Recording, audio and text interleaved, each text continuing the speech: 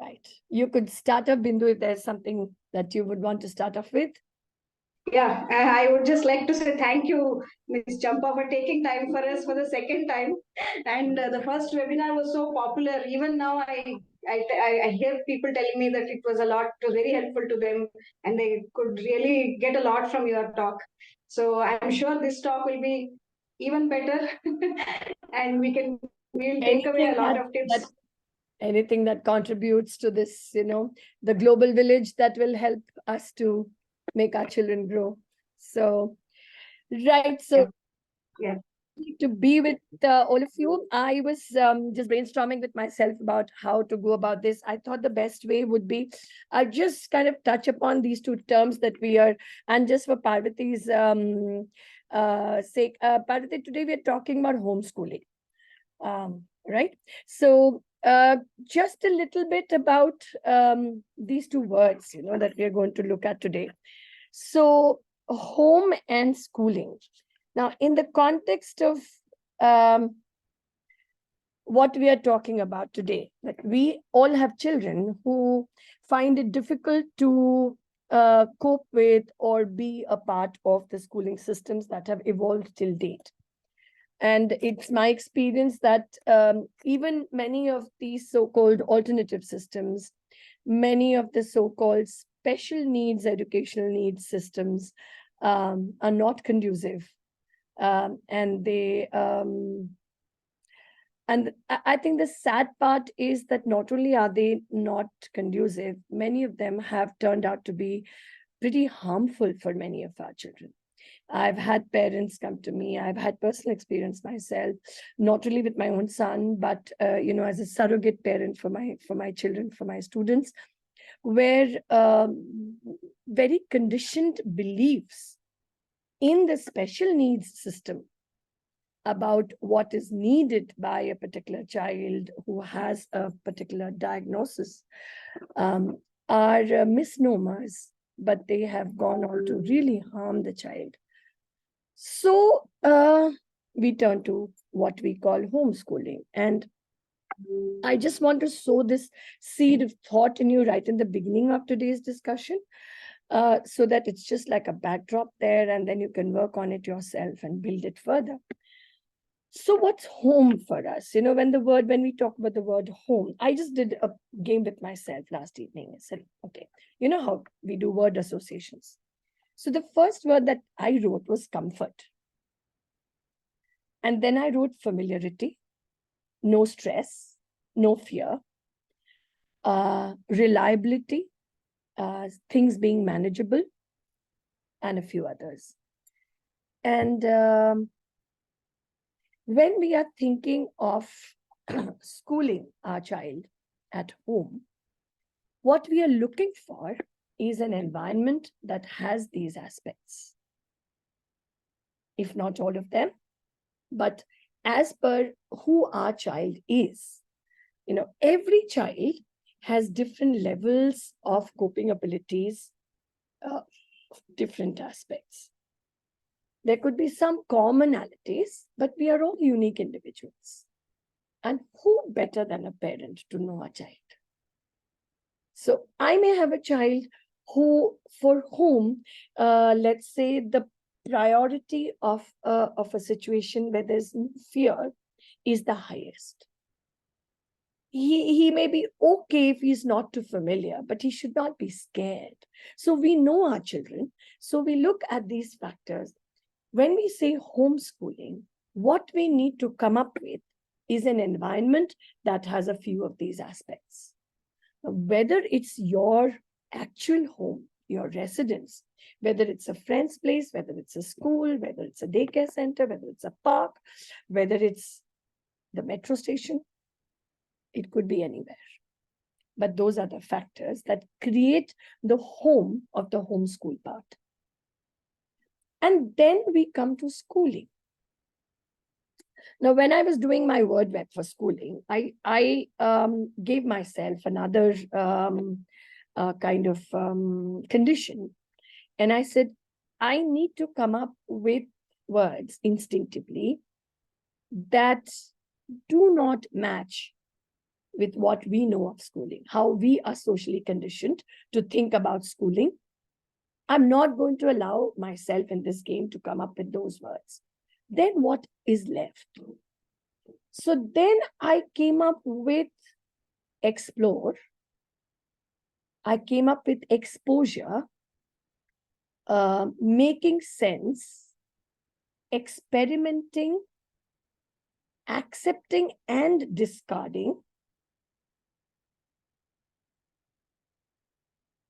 And I realized that in my subconscious, I've been a teacher all my life, I feel. I think these have been the priorities for me as a teacher. Even as a mainstream, so-called mainstream school teacher, I do remember very graphically that I would try to create this bubble within the system. The system ties our hands. The system puts a lot of conditions for you, you know, but you can still kind of circumvent some of it. And these were the things that gave me the greatest successes with my children. The English classes or the whatever classes I held, where we were doing explorations, where the children did not feel that they have to be right about everything, where they could ask anything, you know, what they said. In fact, there were children who would tell me that I asked this, you know, so-and-so teacher, and I was told that I'm very stupid. It's a stupid question. And I would say, well, people have different definitions of the word stupid. So I guess nothing is etched in stone. If somebody calls you stupid, it doesn't mean you're overall stupid. Probably that's how that person looks at you. So we're okay with how people look at us. And so that kind of thing. So again, here, when we talk of schooling for our children, we need to be very, very clear about what is it that we are trying? Who is my child? Why do I even have to school my child? School, you know, the word school's connotation is conditioning. Schooling your features, schooling words. Schooling is definitely connotated with conditioning. So if I am going to be my child's principal facilitator, then am I okay with going in for a process through which I'm conditioning my child? I could be. I'm just raising a question here for you all to ask yourselves.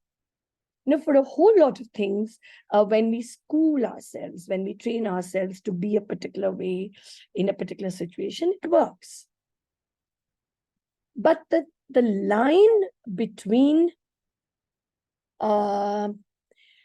creating that conditioning for the growth and development of my child and creating that conditioning to fall in line with social norms that I have grown up with, norms that I see all around me, norms that guide me because I am a very insecure parent within myself and I just want my child just to be doing everything that everybody else does. That line is extremely thin, but it's an extremely critical line. It can mean a very significant difference between good health and very bad health for my child. So I need to ask myself, what is this schooling all about? What am I even talking about when I say homeschooling? So just to leave you with these two terms, that they are another thing that has happened nowadays, parents, is these terms are everywhere. We are glib with these words. We have forgotten to think and reflect on them. It's critical that we do that. We need to reflect and think and analyze and revisit the terms we just use like that because they're all around us. So to leave you with, so home and schooling together probably don't really mean what many of us think it does. It could mean a a whole lot of different things. And it's that whole lot of different things that would be the real education for our children. So let's keep that alive and going. As I've always said, I would love to be in discussions with any of you, or one-on-one, as a smaller group, or anything regarding this at any point of time. Because for me, and what my experience tells me, that this is, as life-saving, or the other way around, as, let's say, a blood transfusion is for a patient who needs to get the right blood. It's not just blood. So we need to keep this alive in our community. Okay. If anybody has anything to add to that or ask about it, put it in chat.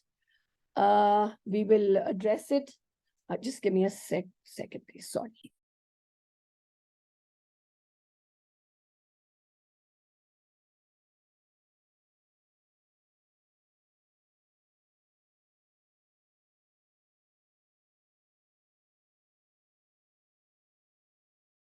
Yeah, sorry. All right. So we can just put it in the chat, and I will definitely try to address it.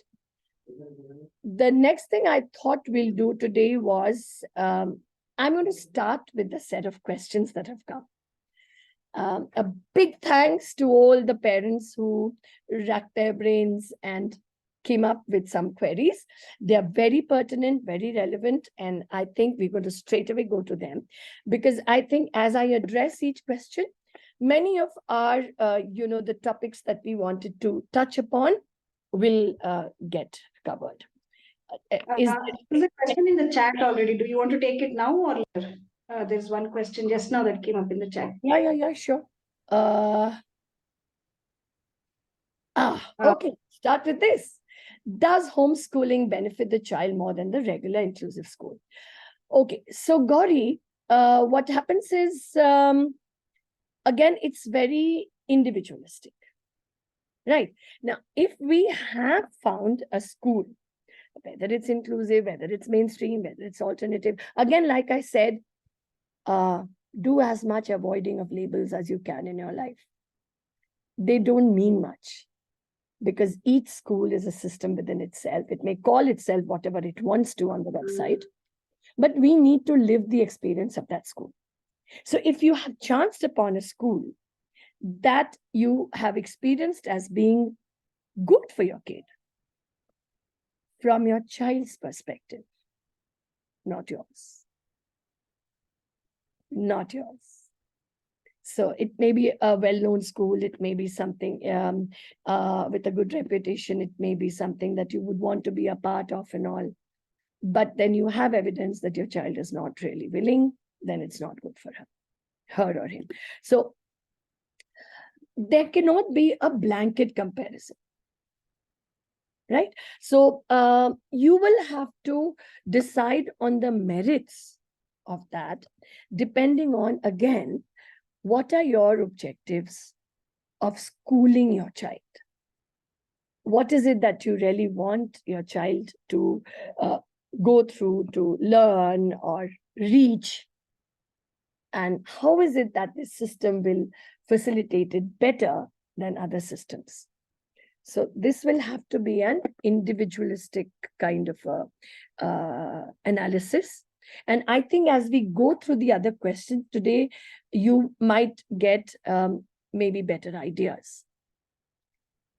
Okay, so let's do that. We will get back to your question probably at some point of time. Right? Okay, so yeah, I can see more questions, but let's just begin with the set that had come already. I don't know, Bindu, do the parents here have those questions? I think they may. Anyway, I'll be reading out the question, right? Okay. So you want me to share the screen, or you want to share your screen? I don't have it on my screen. I'm a very diary person. Yeah, then please read it out. Read it out. That's good. So I'm just going to read the question and answer. Okay, question 1 says, should homeschooling involve teaching from books as per the curriculum?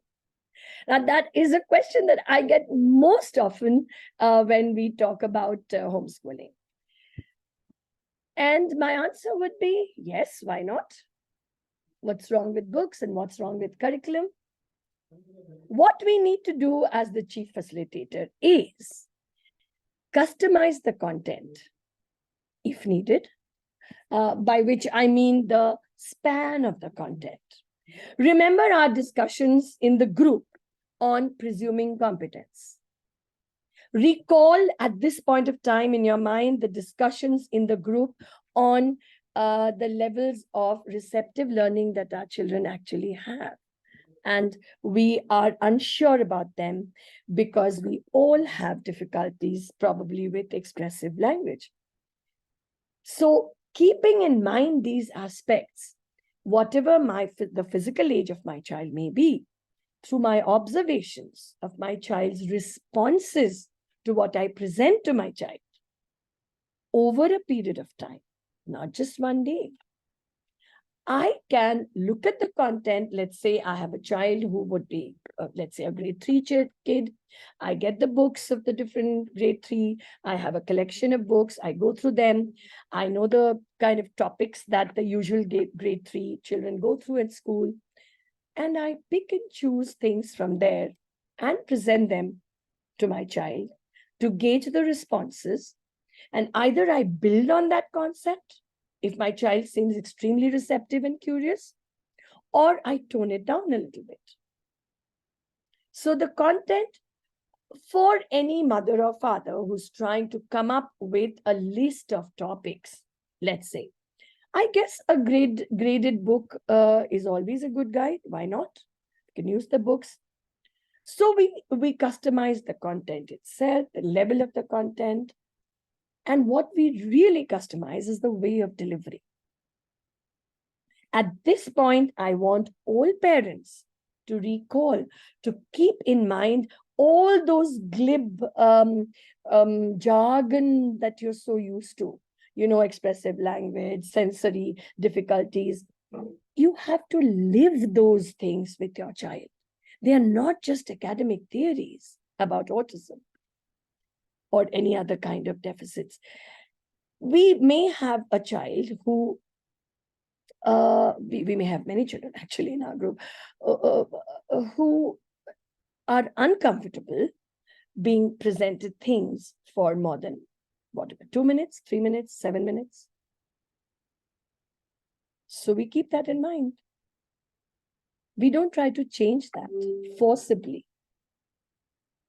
We keep that in mind, sitting tolerance in mind. We keep whether it's auditory, tactile, visual. We keep in mind all the unique features of my child and come upon a delivery, subject content delivery method that is conducive to my child's acceptance of what I'm giving. If you do that, and all teachers need to do that in all schools everywhere, actually, ideally speaking.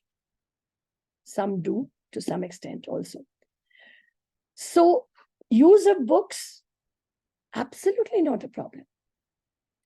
But taking a book, making a child sit down, pointing things out, using devices or whatever to make the child read, when I have every evidence in the world that my child's not ready for the reading,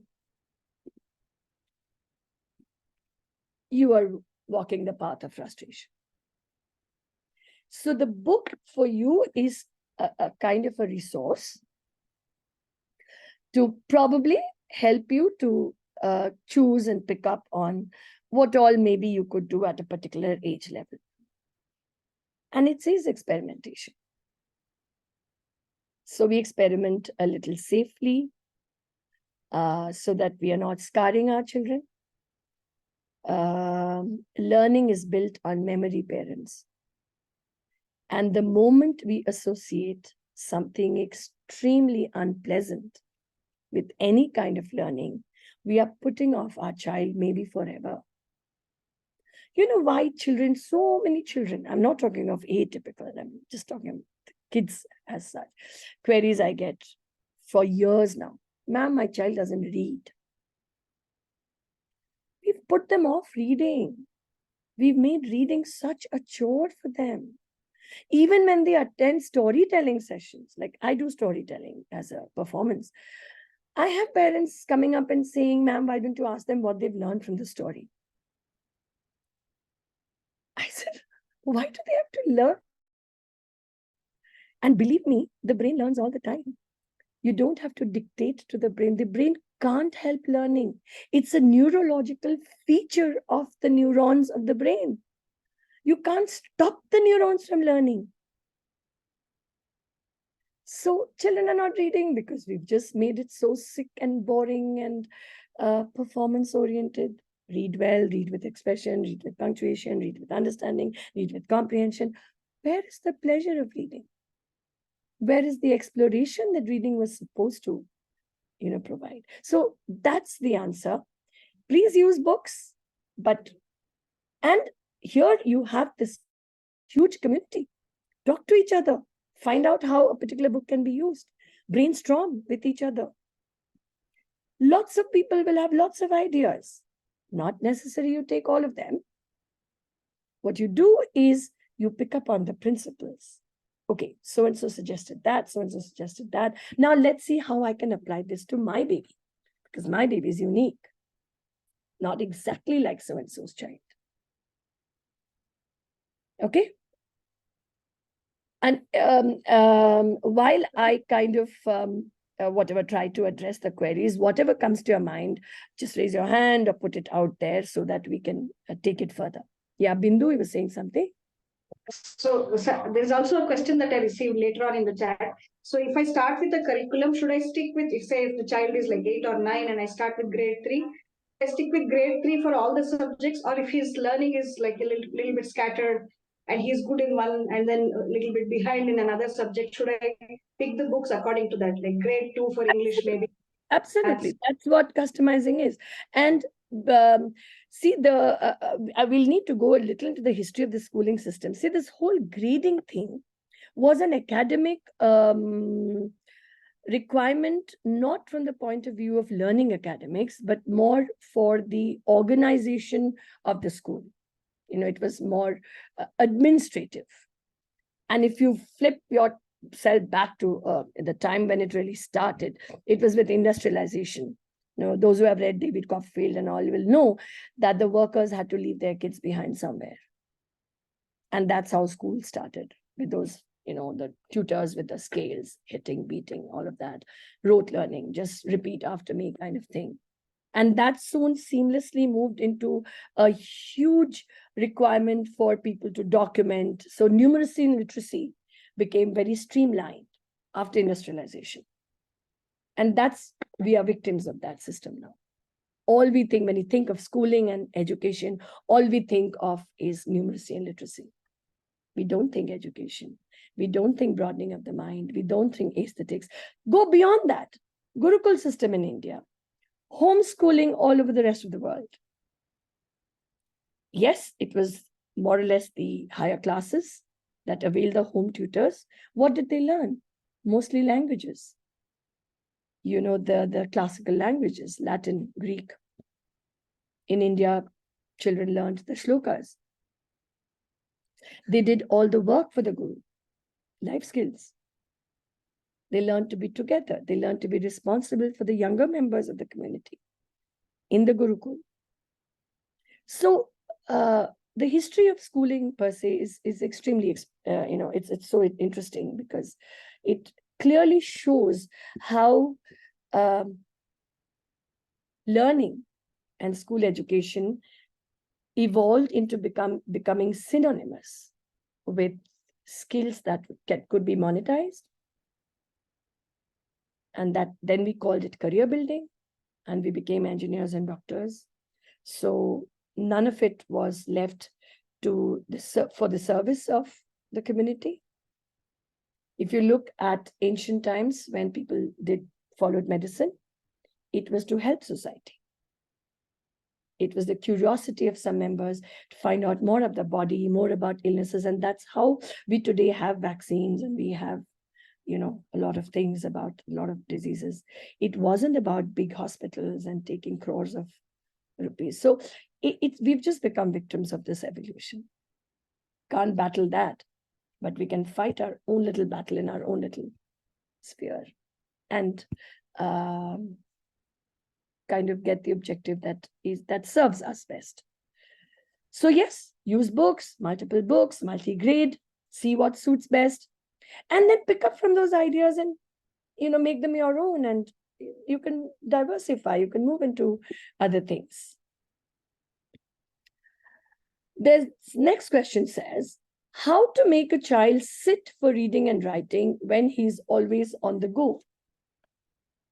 My answer would be, provide the learning on the go. Why do you think sitting is important for learning? Not really. It's a social conditioning. We have 50 children in a class. We have 70 children in a class. Can you imagine what's going to happen to that school if everybody was running around? They had to make children sit. They had to condition children's bodies against all of nature's norms. They had to stop children from shifting and fidgeting. They had to stop children from talking, with the result that they created a host of psychiatric conditions for generations. If you do talk to psychiatrists, to mental health professionals of yesteryears who are experienced, they will trace back loads of today's patient conditions to how the childhood was. Repression. It's a big word, and it's not necessarily abuse and things that happen, bad things that happen. It is just that the child went to school. And this was a child whose particular system was a little more inclined to moving and dancing, and was told, no, you're a bad kid. Call the parents. Your child disturbs the whole class, and the parents go home and give it to the kid. In front of all the parents, I had to hear this about you. This is repression. This is scarring. It leaves a mark, mind you. Might have left a mark in many of us. If we look back to who we are today and why we are today the way we are. So sitting is not at all a requisite for learning.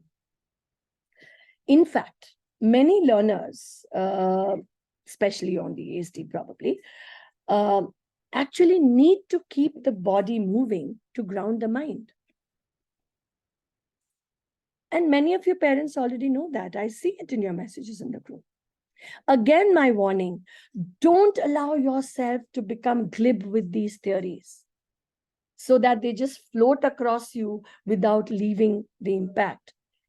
Our children, maybe they just need to move. Proprioceptive needs, vestibular needs, sometimes interoception needs. I see these words coming time and again in the group. Reflect upon them. They are realities with our children, not just a word in a book, or a theory, or a workshop to attend, or a specialist to tell you about it. It is the life your baby is living. So live that life with your kid. There are bodies, there are systems that need to go up and down and bounce and do things so that this is on what it needs to be on. And why is this so? So things that we say about, like attention, focus. Why do we have these abilities, those who have them? Is because of two neural processes that our brains are equipped with. And these neural processes are filtration and regulation. We have a kind of a thermostat in the brain. We have a fan regulator. Now, imagine a fan. It's perfect. Everything's okay with it. Absolutely, you've got it tested. But it just won't move at less than 5. You just want it lesser. You've just got a hair done. You've just, it's blowing up. You just need it to be less, and you are going on and on. Nothing's wrong with the fan. The regulator is not working. So you can have a perfect fan that is perfectly dysfunctional because the regulator is not working. And that is how our children are. They are perfect children.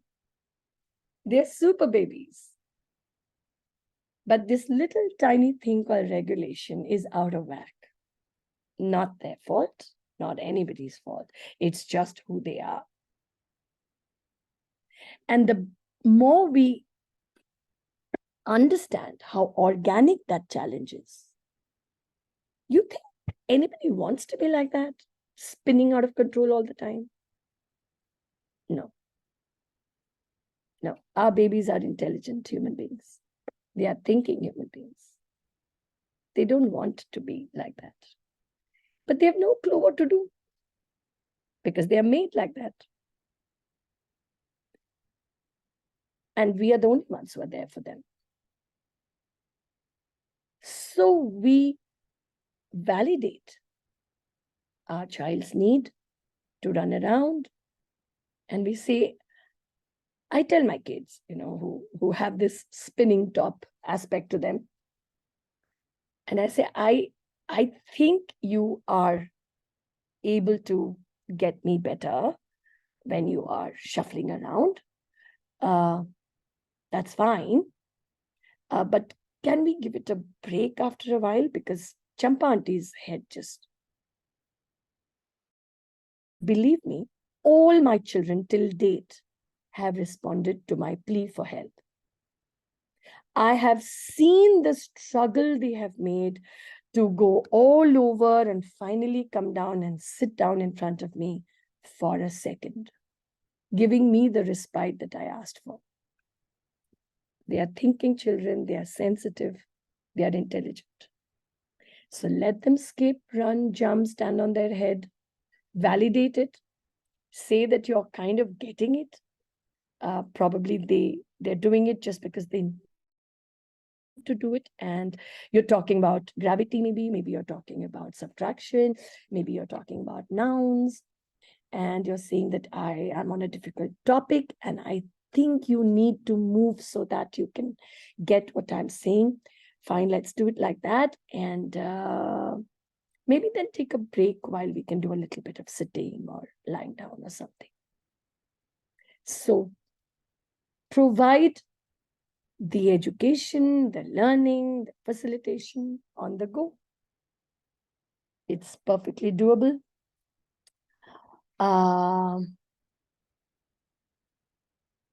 So we were talking about regulation and filtration. Now, what happens in the neurotypical brain systems is, as we grow out of infancy into early toddlerhood, our filtration processes help us, and we could be, 2.5 years, maybe even lesser, and we love cookies and we love some toy, and there's a whole lot of things happening, and mommy has that cookie in her hand. The typical filtration process of that 2-year-old is going to be able to cancel out all the other sensory inputs and focus on that cookie for a short second. Moment the cookie's in the hand, many kids will just drop it and go off and get into something else. But when the filtration process is, Gauri, we'll come to your question, sure. When the filtration process is not in order, our little ones are battling with a trillion sensory inputs every minute and wondering what to address. That's how their brains work. So we need to tell them that there's going to be loads of stuff coming to you. Sounds, colors, smells, combination of all this. Yeah. And then mama's trying to tell you about like where to put your finger on. I know it's tough. Let's work it out together. And then we also need to remember, again, we have spoken in the group innumerable times about the motor difficulties. And I also notice that when we ask our children to do something, we don't wait. We know that there is a motor challenge. We know our baby is going to take time to process, show this, and then wait. Child will show. We keep saying show every 2 minutes. Now the child's brain is confused what to put the attention on. It's already working on how to instruct the finger to go there. And we are obstructing that line of thought and attention by giving other inputs. Come on, you can do it. It's there only. Yeah, you showed it to me yesterday. We know the issues. Why are we not remembering them when we need to remember them?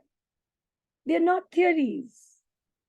So all of this is important when you are planning your education or learning program with your children. So on the go, not a problem. Question 3 says, what type of breaks should be given between tabletop activities and for how long? Breaks are very individualistic. Neurologically, just a change of activity is a break. We process the word from a very adult context. We work, we cook, we have chores to do, we have things to do. So for us, a break means just getting away from all of it with our cup of tea or coffee and but for the brain, that's not what a break really means. So if I've been reading for 5 minutes, and that's about the limit of my tolerance, and then I say, okay, let's do some coloring or jumping on the trampoline or crawling through the tunnel or singing a song or doing a dance step or going for a walk, whatever. So you need to be able to gauge your learners' tolerance levels. And as Vygotsky had suggested for language learning, the scaffolding, which is like you kind of have an idea of what is the tolerance level of intake for your child. And very gradually you push that level little by little.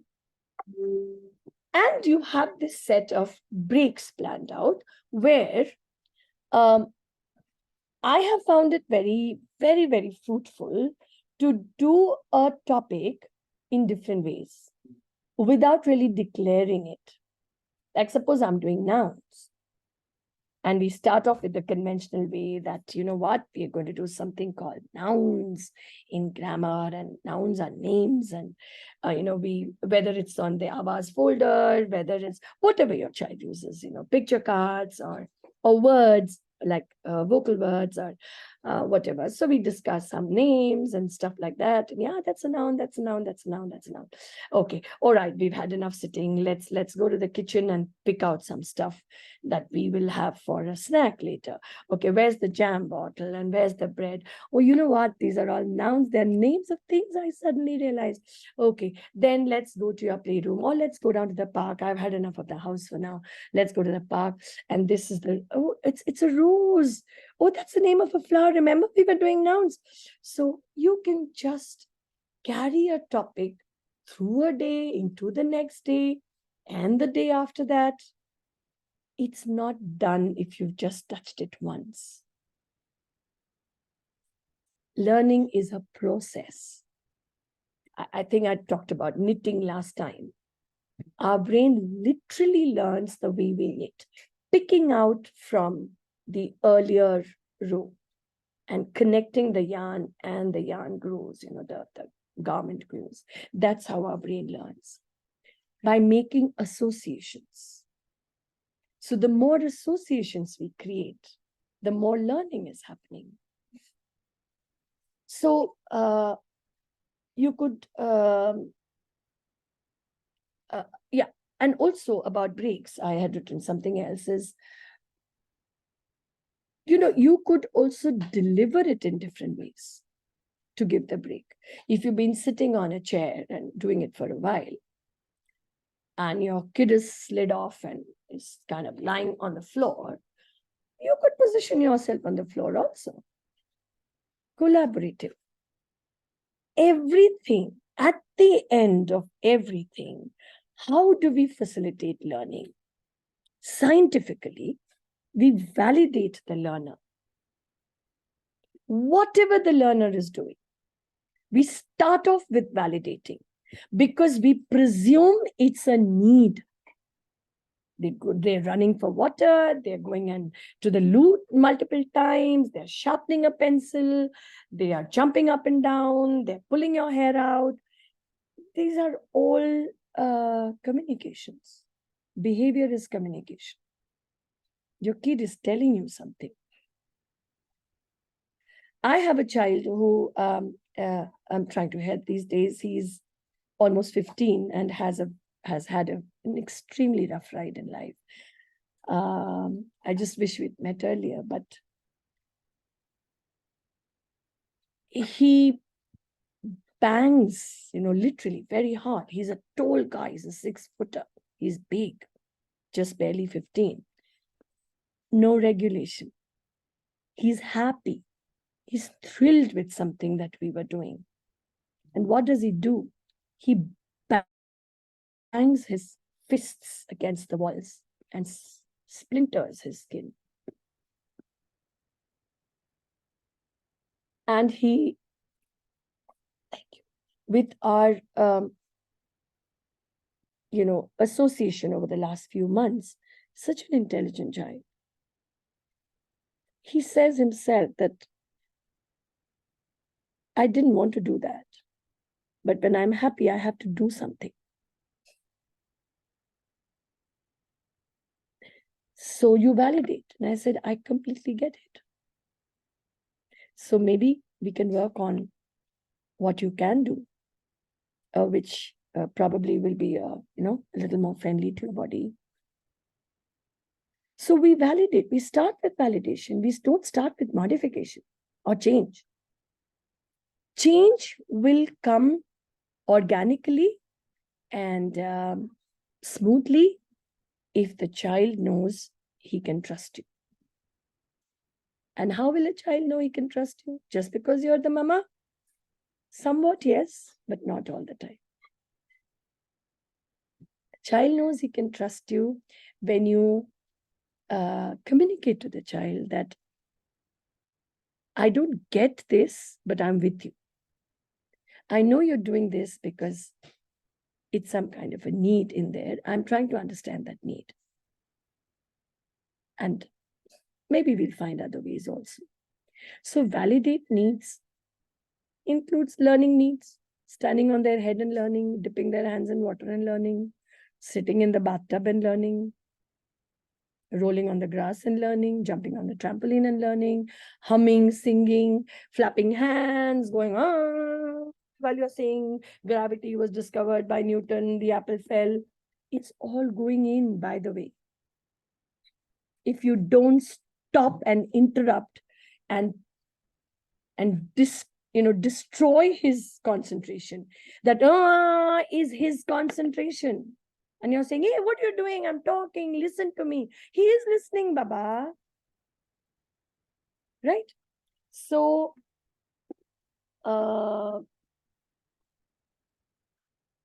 the other thing I wrote about this when it comes to breaks is something, how the physical fitness, there's a theory in physical fitness called HIIT, high intensity interval training. So the coaches will tell you to go run and gasp for breath, and then they'll tell you to slow down for 2 minutes, regain, recatch, and then again pump your system up. So we can do similar things. So we we have a short session, 5, 10, 15 minutes. It'll differ from child to child, where we are being very didactic. We are teaching and we are declarative. We tell the child, I'm going to be now telling you about how day and night is formed. And whatever you have, you can have models, you can have pictures, whatever. So I'm going to tell you, this is what happens. There is the earth and the moon and the rotation and blah, blah, blah, all of that. Now remember, whether your child is jumping or whatever it is, you have declared it. It's a pattern with you. Your child knows mama or daddy or teacher or auntie is telling me something that I need to take in. Your kid is making a Herculean effort. He's using all his energies. He's going to be very tired at the end of those 5 minutes. So this was high intensity. Adrenaline is coursing through his body because his heart, his liver, his pancreas are all trying to keep up with this high intensity input that's coming to him. His system needs to slow down after some time. Cool, we've learned about the cycle. Let's do some, whatever it is that your kid loves to unwind with. Let's listen to one song. Both of us will sit in. Listen, what a lovely song. And we'll get back to that after a while. So HIIT works very well with individuals on the spectrum. Always remember, whenever we demand attention from them, it is almost like they're climbing Mount Everest. Please appreciate, please acknowledge, please respect that effort.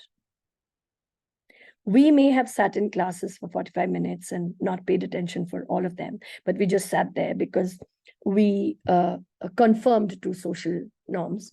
We knew we'd be kicked out or punished or parents will be called. But we think it's nothing to just sit and listen. It's not.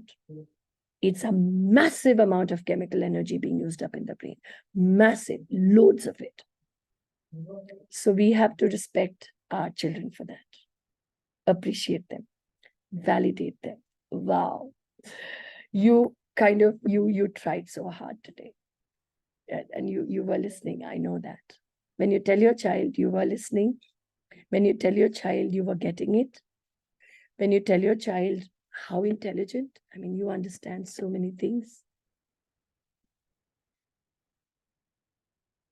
You know what that can do to you if your boss said those things to you?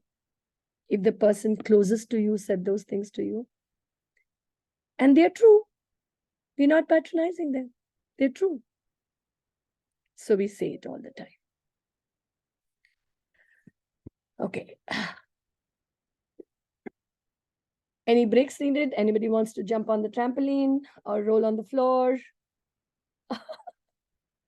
I'm going to do this. I'm addicted.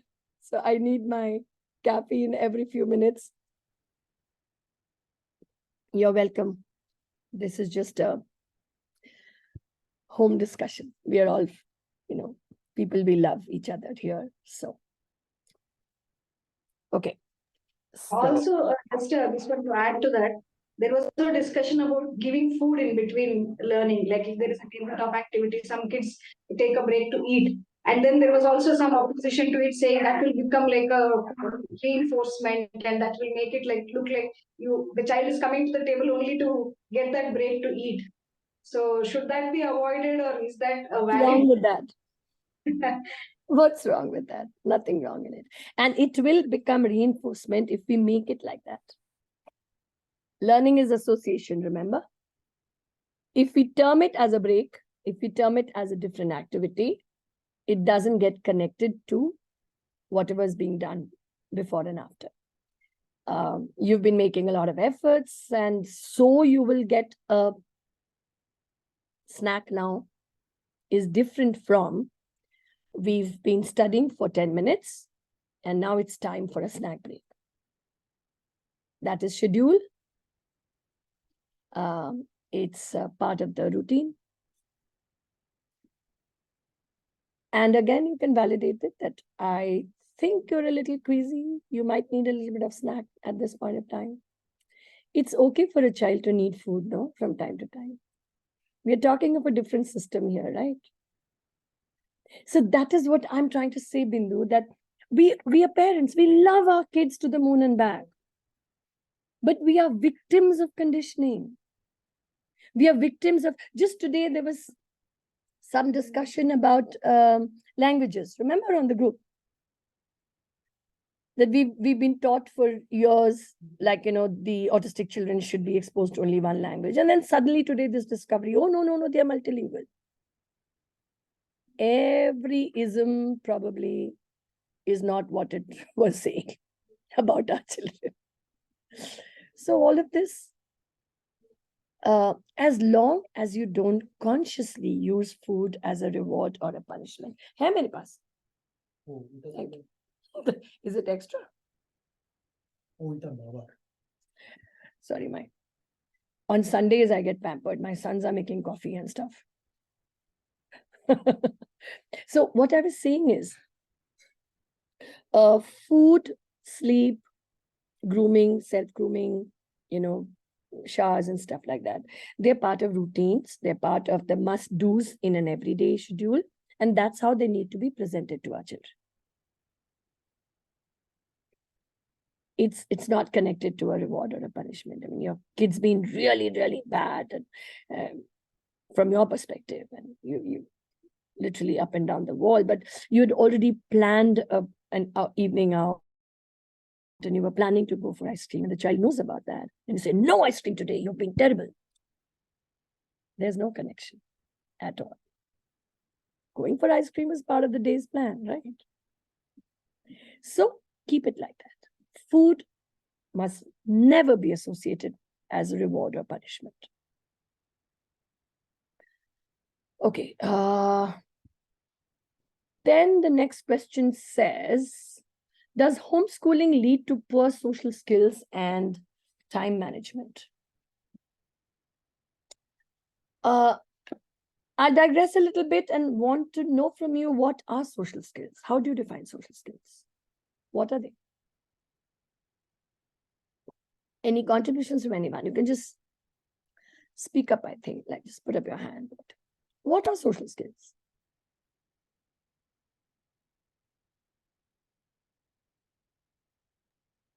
I think at a very elemental level, it's probably my ability to connect with the world around me. Right. Okay, fine. In a way, ability to connect. So here, I think the core word is ability. Right. Not really in my hands. No. True. So again, we want our children to connect. We want others to understand our children. We want the world around to accommodate us and definitely our children. These are all valid wants, absolutely. But they cannot be demands. And why not? Is we cannot control how the world thinks, feels, acts. But as far as our children are concerned, the first thing to do is to understand the child's preference. I've had children on the spectrum tell me that they don't like people around them. They are comfortable with selected people around them, some of them. I guess many of you have heard of or have experienced what has been termed as selective mutism. It's a choice that an individual makes. So socialization, while it could be something that we as a parent want for our child, first we need to ascertain, we need to give ourselves time to understand the comfort our children are at, the comfort level with what we call socialization. That's the first thing. The second thing is things that we term as skills, like saying namaste or hello or thank you or bye. Are they like carved in stone? Are they rules? Is it that if a person doesn't say hello and bye to you, he's not social? He's coming, sitting next to you, looking at you sometimes, pitching in sometimes, just sitting through. He's social. Why does anybody have to follow the hello, thank you routine? And how are we our children's advocates if we are not telling the world that, my kid is extremely social, but not in the way that you think social is? Let me tell you that social can be very different. We don't advocate for our children. Who's going to do it? My kid doesn't say hello and all. He's not going to look at you, but he's so thrilled to be here in the park. And I know that from the way he's bouncing his shoulders, from the way he's moving in a carefree way. He's absolutely delighted that the other children are there and your kid is there and he's just there. But that's his way of socializing. Why is your kid like that? Is he abnormal? I don't know whether he's abnormal. I think he's pretty normal, but he's on the autism spectrum. So I think that's one of his characteristics. Oh, what is autism? It's a brain system that works differently. Does he talk? Does he eat on his own? No, he doesn't talk. I mean, there are many autistics who... Why doesn't he talk? Something wrong with his voice and all? No. It's not about the voice. He understands everything. He talks in different ways. Advocacy is what is going to maybe one day, long years from now, maybe we'll get what we are demanding from society today.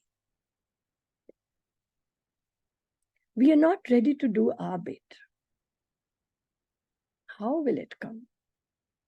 You know how heart-rending it is for me when a parent comes to me and says, Champa ma'am, can you just let my child come to you for a few minutes? Yeah, why? What happened? He was going to this special school and founder of the school apparently called the parent and said, your child gives my teachers a headache. Can't work with him. What are we doing? We recently had a loss, a life gone. What did we do about it? We can't. Legally, we can't. Parents are devastated. But it's going to keep happening. Unless we become very strong advocates of who we are and who our children are. Schools are mushrooming. Special educators are mushrooming. They are my tribe. Not proud of them at all. I cannot condone a school that calls itself a special school and tells a mother, I'm sorry, we can't take your kid because he's not ready to sit. Are who's going to make him ready to sit? You are the specialist. Mothers just come away vulnerable. There are no choices, no options. They can't demand. They will just be told to go.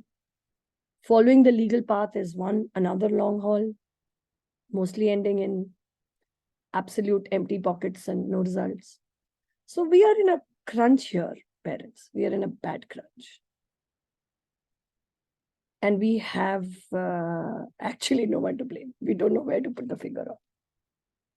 Parliament, laws, implementation, police, society. So let's forget all of that. Let's be the parent that we are meant to be.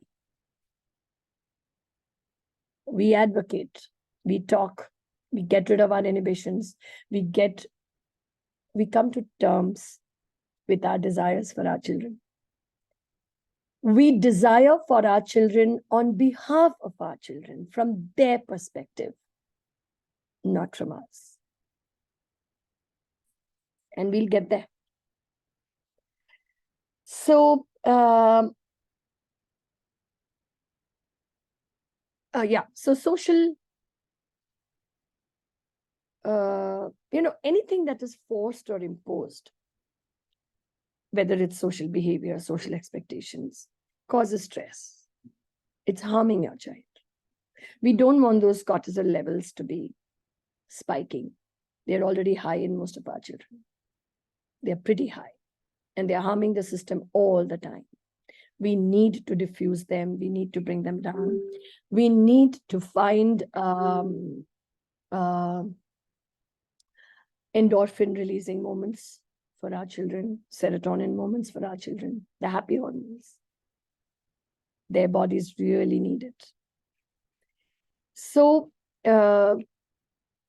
we redefine social laws, social norms, and we work on that. The other part of this question was time management. Time management is again related to what all we've already been talking about. Remember, just recall the motor challenges that your child has.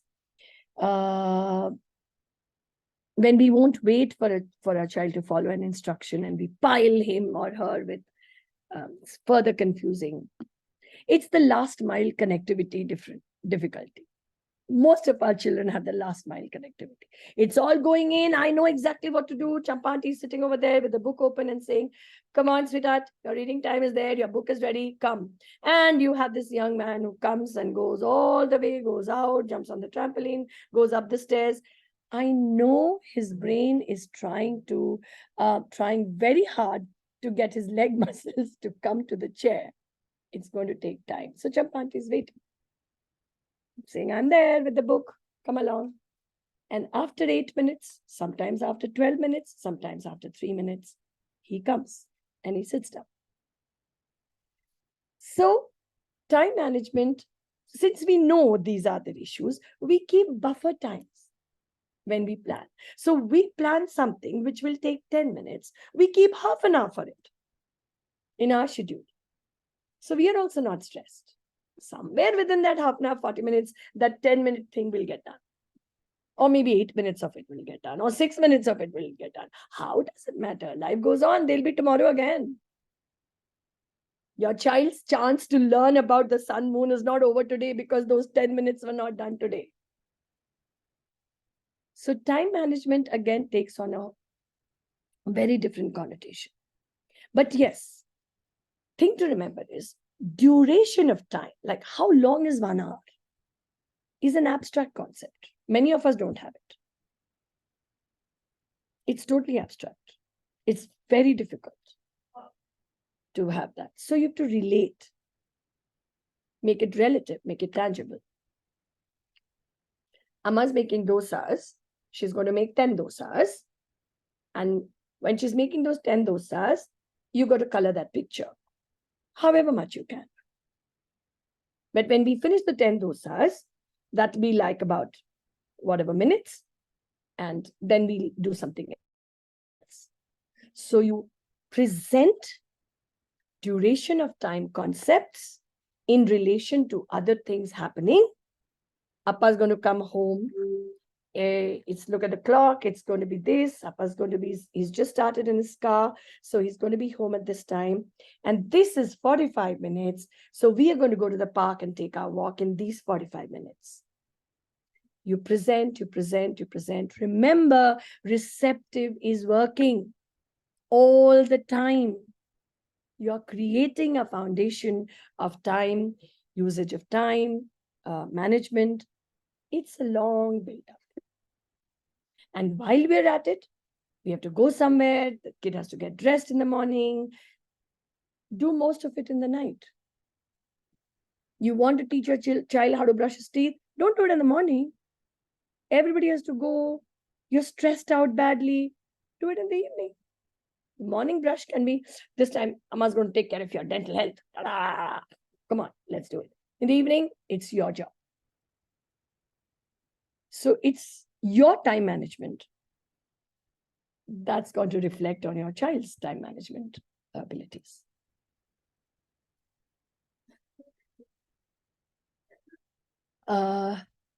Anything from anybody?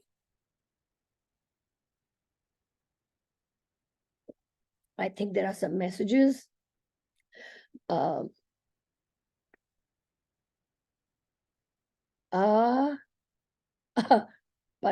what's the group? Okay, Bindu, maybe you could help Yeah. Padma. Yeah, I'll do that. Yeah. All right. And Skills itself. The school would help my child mingle and see other children. Homeschooling might not give that opportunity. So, what's your perspective? yeah, I think we touched upon that. That's the way we may be thinking, and it may be right, but it so depends on the kind of social environment the school is offering to my child. If it is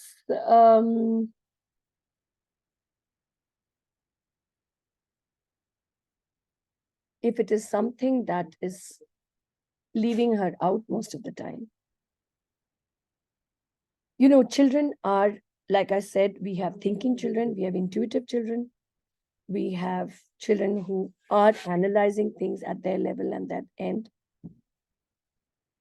They are very aware when they are getting left out of something.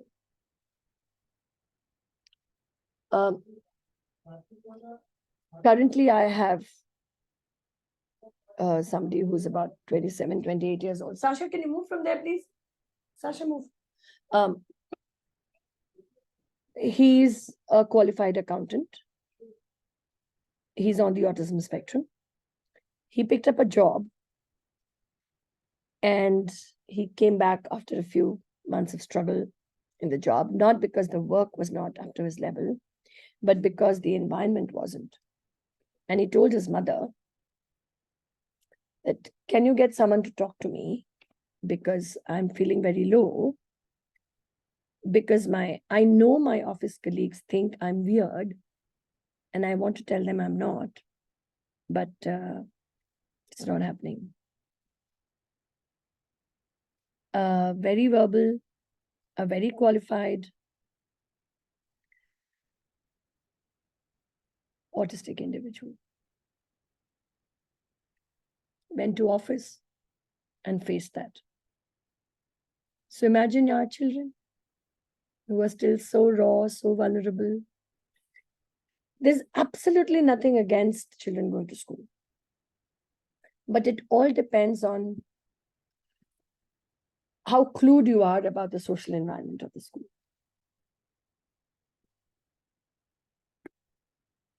If it's just a normal, healthy environment, please go ahead. Absolutely. But it's not a must for all our children to be socially active the way we perceive social activity. It is from the perspective of your child. It's individualistic. Almost everything about our discussions are going to be that it's individualistic. There can be no blankets. It's a spectrum. Each one of our kids is a unique individual. We might share notes because there could be some certain commonalities, but otherwise they're all very, very unique individuals.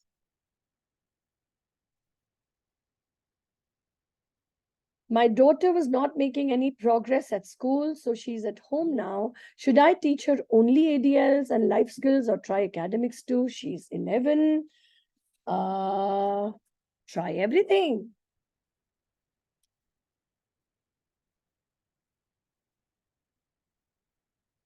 We've just gone over so many things. So use everything. She's a kid. She's 11. She deserves to be facilitated in all areas of life. So try everything. Dance, music, chatting, fashion, grooming, textbooks, math, English. Try everything. The golden rule to remember is whenever you are working on your children with any learning, that you do not focus on performance. You keep yourself rigidly away from trying to gauge how much has my kid learned. It is this test system that is the ruination of thousands of learners, thousands and thousands of potential learners who enter this world of school and learning, bright-eyed, all chirpy, just step out of it like robots, tired, part of competitions all the time, needing to prove themselves all the time, getting thrown out because they got 1% less than the college. So no focus on performance at all. And we all know receptive happens, expressive doesn't. So why are we waiting for the expressive? We have to presume competence. We have to presume that it's all getting taken in at different levels. It's getting imbibed. So try everything. Remember, the neural activity of the brain is not in your control. The brain is learning all the time. It's called plasticity of the brain. The moment an input is offered, any kind of a sensorial input, the neurons get activated. Your child is learning. Learning in spite of the child's organic difficulties with filtration, with regulation. Child is coming up with his or her own ways of grounding. And then the world came up with ABC and CBT and stuff like that to force the children not to allow their bodies to do what they need to do. Really messed up for them. We have messed up for our kids big time. It's really time to write things out for them. Does that mean we let them hurl themselves against a wall or whatever? No, we don't. Of course we don't. But we definitely understand why they are doing it. And we don't say that they are bad kids for doing that. It's like we say that we understand your body wants to bounce. Let's find a nice mattress for it to bounce on, except instead of the hard floor. So passive learning is underrated, and we need to give it its due. Passive learning is what the child's brain is going to pick up from everything that is going on around the child. Your responses to situations are the best model for the child's emotional regulation. You tell the kid, I have had it today, I have a bad headache. Amma just needs to lie down for 5 minutes. I'm going to lose it otherwise. It can happen to anybody. And I know you may be very scared. You may be even more upset because you're not really understanding what's going on. But come, let's do it together. Or you stay with Appa for a while, or you can just watch me lying down or whatever. Find a way. So passive learning is very important, and we pay attention to it. When you teach your child anything, the directed teaching sessions have to be declared, have to be shorter in span, interspersed with just things that you do or the child does, and imperative that there has to be a part of the day when your child does things on his or her own, because they need to be off scrutiny for a while. And you can tell them that you've had mama staring at you the whole day. Like, I'm going to give you a break now. I just need to do this thing and you do your thing. You can prepare schedules on what your child does at their own thing time. Messing up with clay maybe, or water, or it's okay. You'll have to do a little bit of cleanup. But if it is gratifying for your child in some way, then it's worth it. It's really worth it. What we have to acknowledge is that there are a million things about our children who have different needs from us that we don't understand. We have to have that humility in us. We cannot say, I know it all. We don't live their lives. We live it by proxy. But if a jet goes overhead, I don't go crazy. I know my kid does because he's not able to stand that level of noise, but I'm not living that experience. I really don't know what's actually going on inside my kid. So we have to have the humility of acknowledging that it's different for my child and respect that difference. You know, when we model inclusion in that way, we might have society following us. What is our model of inclusion? Make my child do everything that everyone else does. Where's the respect for the diversity? Where's the acknowledgement that my child is different? We have to respect that. There's no other way out. So yeah, you could do that with your daughter, whoever this is, your 11-year-old sweetheart. Just go for it. Do everything. Our kid clearly does not enjoy going to school. We are both working parents and can't imagine homeschooling our child. It is overwhelming. Please suggest what we would do. My heart goes out to you. I know. Practical problems. So I think for you, maybe another look at what home is. The best I can suggest is for you to go on a search of conducive environments, whether you have a caregiver coming to your place, or your child is going somewhere to be taken care of, or while you are at work. And overwhelming, that is something you can get rid of. You know why it's overwhelming? Because you're expecting performance. Because you're working so hard with your little one and it's not showing. And my submission to you is, it is showing, not in the ways that you want to see.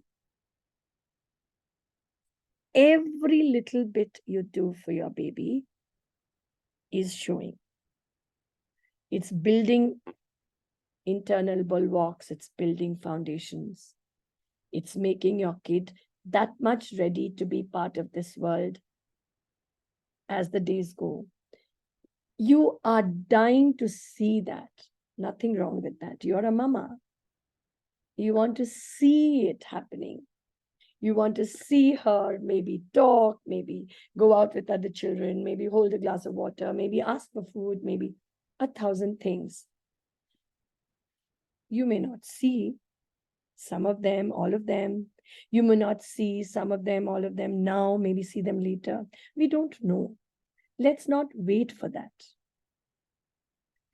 Go ahead with what you can, how much you can chew, bite that much, and give your baby that facilitation with the strong faith and belief that it's working somewhere. It is, mind you, scientifically speaking, it is. But if you get overwhelmed, remember our last chat, I don't know if you were there, about caregivers burnout. You are facing a bit of that now.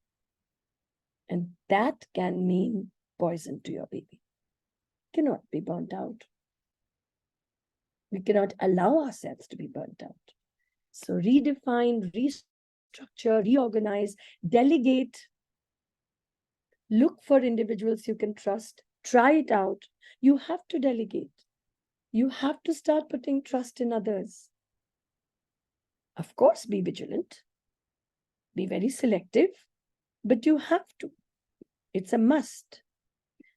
Not only because of your burnout, but also because your child needs a wider platform of people to interact with. You can't be the only model in his life. So build on that.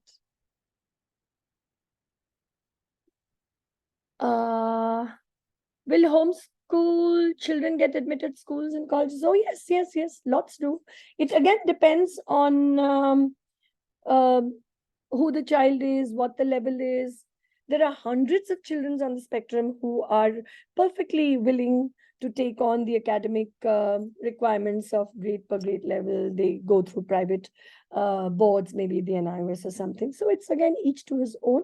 But yes, definitely, there are many, many examples of homeschool children who have later moved into formal schooling systems. So, but again, if that is a sole goal you're going to be working on, it may prove troublesome. So if your goal is broader and wider as to preparation for life, little, learning, knowing about the world around, and then you see that, yeah, this could move into that, go for it. Do we need to set a routine or a schedule for homeschooling for our son, or should we do whatever he likes? Schedules and routines are very important for our children. Because of the sensory difficulties and high anxiety packages that ASD come with, predictability is precious for them. They like it when they know what's going to happen. Most of them. So yeah, irrespective of who your child is or what age, probably a schedule is a good thing.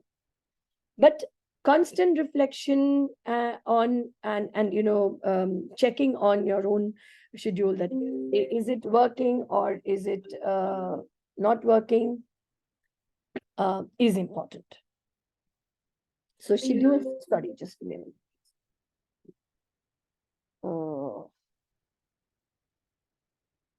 Okay. Yes. So, right. And while you're making a schedule, it's also important to bring in alternatives so that from a very early stage, your child's mind gets accustomed to the reality of life, that things change, things may alter, may be difficult. Transitioning is rather difficult for most of our children. That means moving from one thing to another, from one thought to another, from one activity to another, from one way of doing things to another way of doing things. Transitioning is tough. Because they have just managed to filter and regulate and come to terms with one thing, and suddenly we say, no, let's do it like this. And then there's this, I don't want to do it. So we help with transitioning by offering alternatives from the beginning itself. Posture alternatives, tools like reading materials, the way methods, visual, auditory, this or this. We did this like this, now we're going to do it like this. There are different ways of doing things. And when you're not expecting them to perform, you're diffusing the stress. And over a period of time, the mind says, oh, it's okay, probably. You go to the market every day and you say, we take this lane, so there's that one too. And it's so exciting, it's going to reach the same shop. We are scared, we are anxious. We are in our comfort niches, but I'm holding my Amma's hand, and my Amma is saying that we'll reach the same shop even if we take the second lane. So I trust her. She always speaks the truth. So maybe I'll go with her. And when I go use that alternatively, I learn that there are two ways of getting to the same place. So these are all curriculum components of homeschooling. Even if your kid is going to places, you need to do this homeschooling with them. Nobody else will do it. And they are very critical for your child's preparedness for life. As a mother, I find homeschooling very stressful and seems like I can never get a break. I think we all gone through this or are going through this. Yeah, what can I do to make this easy and enjoyable for me? delegate, lesser goals, reduce, no criticality, there's no deadline. Again, this is a burnout situation. Help yourself. We've kind of discussed certain things. Pick up from our discussions. If there's more you want to ask or add, please feel free. But the main thing to do is what we had discussed last time. 5 minutes, 10 minutes in the day only for yourself. Asima, you've asked, can I talk to you personally? Definitely, definitely, absolutely. Anytime, anytime. Okay. My kid wants to play with other children and does not want to stay at home. Unfortunately, we are not able to find a school for him as he does not speak yet. Is teaching at home our only option? Kids in our apartment complex don't want to play with him. You could break up the goals, as in school. If you find a school which your kid likes, enjoys, maybe the school can be for you and your child facilitation of his social needs. He's a social kid, and expressly so. He likes to be with other children. So could you try and work out an agreement with the school where you say that, we currently we are looking for this, because this is a very good space where my child, gets to be with his peers, and he misses this. We don't really have a very conducive. We are working on that also, but primarily schooling for us now is about him being able to come and be with his, peers for a while, and passive learning is happening. Remember, he's going to be picking up group norms, social norms of group behaviors from being there with them. So if the school, it depends if they want you to, send in a special educator with the kid or a shadow teacher or whatever, work it out. But it need not be that the school satisfies all his learning requirements. You could specifically have the school option for him for his social needs. And like I said, you do the other learning things at home with him. He could go for shorter periods of time if the school says, oh my God, he runs around too much and we cannot keep him for the whole day. So different options. Think out of the box. Advocate for your child. Your apartment, do sensitization. I could come and help you if you're in Bangalore. Advocate for your child. And I just wanted to connect this to that session we had with Mrs. Chakrapani that day. Those of us who were there will probably recall, and those of us who were not, maybe we can pull you up to scratch later. So one of the things was, what I got from it was that it was independent living, right? Where the children will be living in a separate unit. So apart from the fact that that kind of arrangement probably will be possible for only those of us who can afford it financially, what you take away from these sessions is the principle of it, ladies, parents, independent living. So what was important in her presentation was that we have to work on that with our children from as early as possible. And building communities doesn't have to be something away from the city with 1,000 things there. You can build it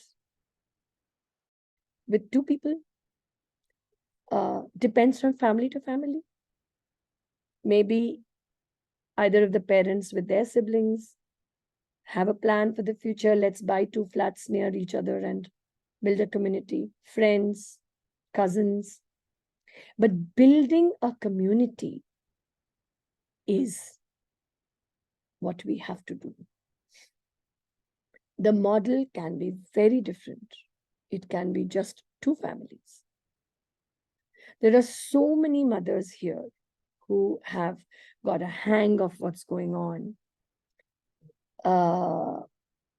maybe you could offer your help to another mother and start a small little facility on your own. Just 2 children, 3 children. So, as a community of parents whose children will need social facilitation, and we are not going to be there forever for them, we start off with financial planning for their future, whatever each one's ability is. We start off with the networking with family and friends. We start off with reaching out. And if we can help it, and we don't kind of fall into the rut of creating a kind of formal school, or it'll be better, it'll be more meaningful. Because if you're doing it with the objective of taking it into the future, then it'll be worthwhile for your child. Not many of us, in fact, I would say that very few of us would probably be able to afford something like what Mrs. Chakrapani was talking about. We have other children to think about sometimes. We have older parents to think about sometimes. We have jobs to think about. Our children are not in that age bracket yet. But that does not mean we just sit back and wait for somebody to build an autism ashram somewhere. We build it ourselves in our flat. We talk to people maybe already within our network. I know of this set of families in a tiny city called Ajmer in Rajasthan, where one of the family members, a large group, had a child with some special needs. And what they ultimately ended up doing is, all the brothers and cousins who were okay with it, they bought this rather large piece of land. And they all built their own little houses there, whatever they wanted. But it's all in one compound. And it's working so well for them. This kid is now no longer a kid. He's about almost 30. Great support. Tiny little world that he lives in. Quite significantly special in his requirements. Needs help, not on the spectrum, but otherwise. And it's just such a sense of joy for me to see that. I don't know, I mean, it was just a thing of, I was a teacher in one of the schools then there. My husband was posted there in Nasirabad. And many Rajasthanis, they're very close-knit families. So I said, if you have people, 2, 3 of you. So I just realized that we can do it even with ourselves, So it's all linked. These are not separate bubbles that we work on, learning, social skills, future, and all. These are all interlinked. And while it's extremely important for us to educate ourselves, to stay abreast of what's going on, what are the latest things that the world of science is coming up with, who's getting what kind of help from which procedure or whatever. But these are not blankets. So we need to remember that we have to see it against our need, and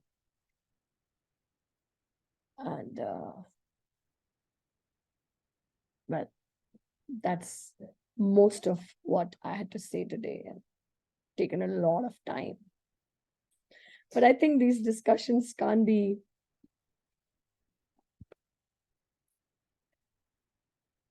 encapsulated in tiny things. Right, then, yes, parents, anything that you would want to come up with?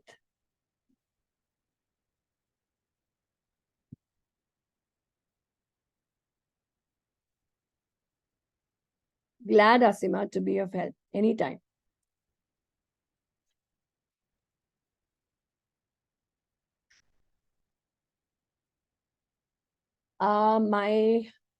Yeah, okay.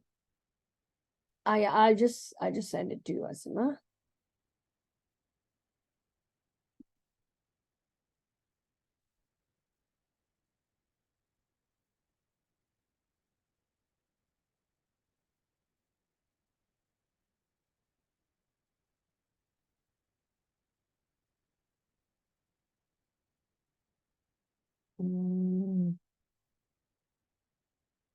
Yeah. Sorry, Champa ma'am. Actually, my phone died. It ran out of charge. Sorry. I saw I you. think the No, recording is still going on. it's absolutely fine. Okay, cool. Yeah. I was just asking the parents here if there's anything more on their minds. I know that sometimes you might come up with questions later on. Please feel free to kind of discuss it, come out with it. But now it's your turn to speak.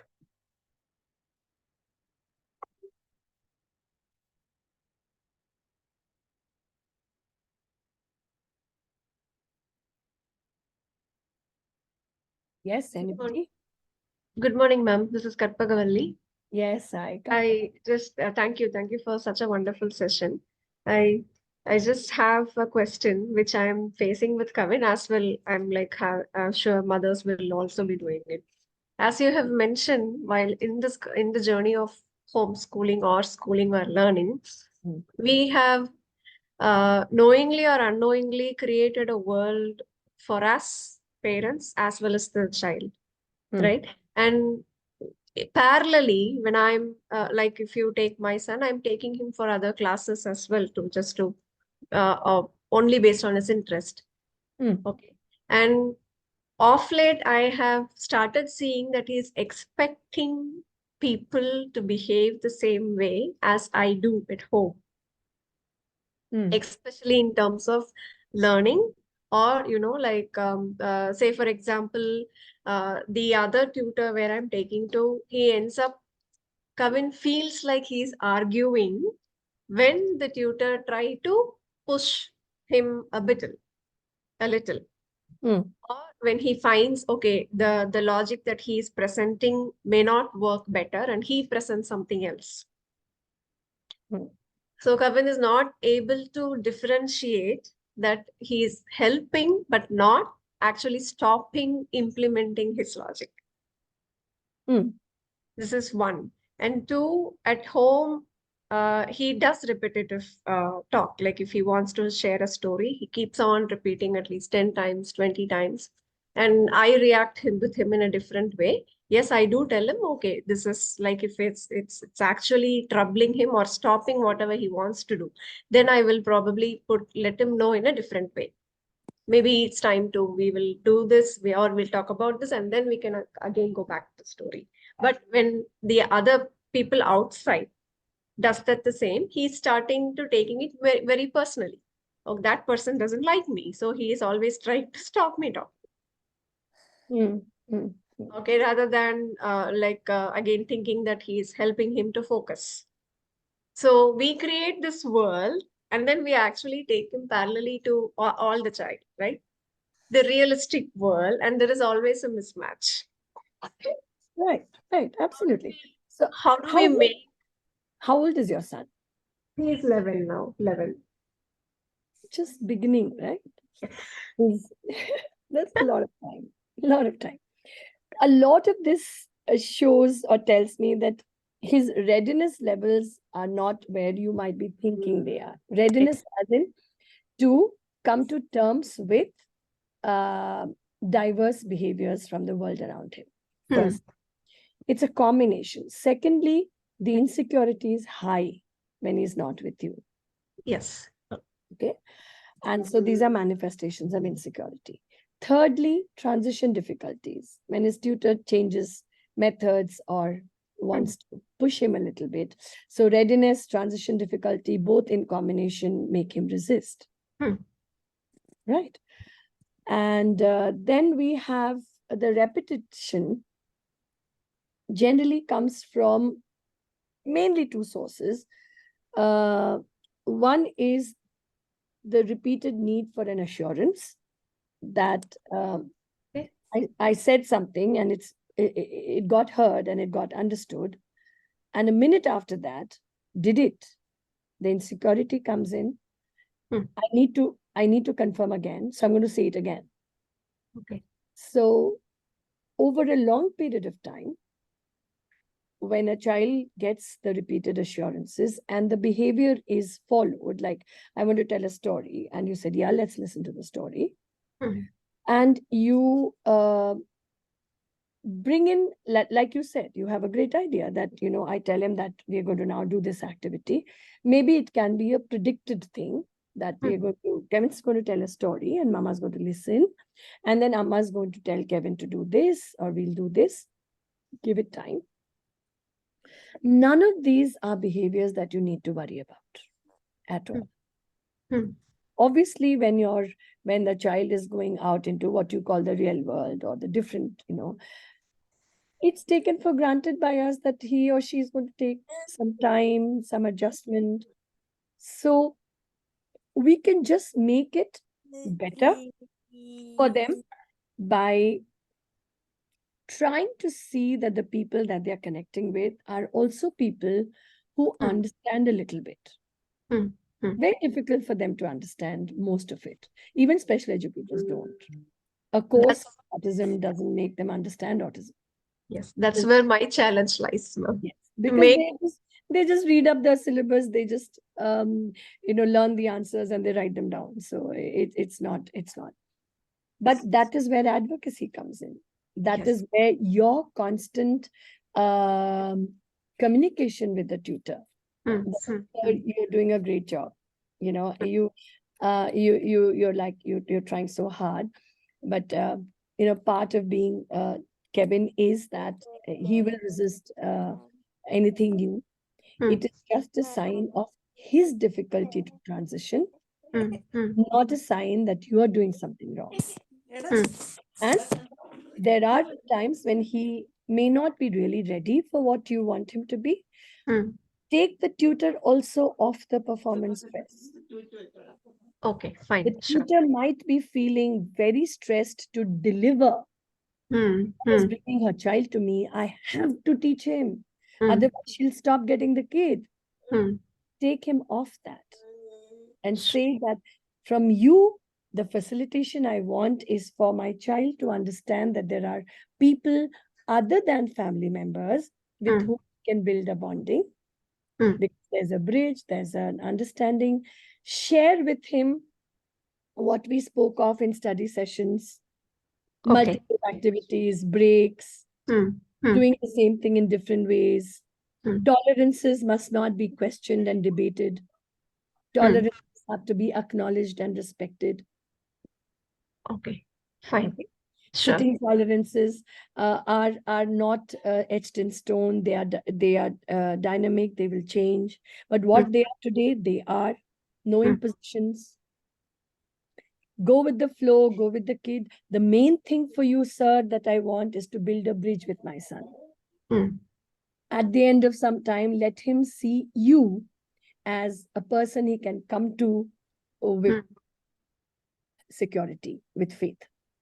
I know what you're teaching, what you're trying is tremendous, and we are very satisfied with that. Okay, so sure. for that, you will have to work on yourself first. Yeah. Yes. You will have to help yourself to understand that it's not life and death that my son does the curriculum for a particular class. It's not critical at all. Sure. Is critical is that he learns to acknowledge the presence, safe presences of others in his life. Sure. Yes, we'll do that, ma'am. Thank you. Thank you so much. Just being who he is. Yes, thank you. Thank you. Okay. Anyone else?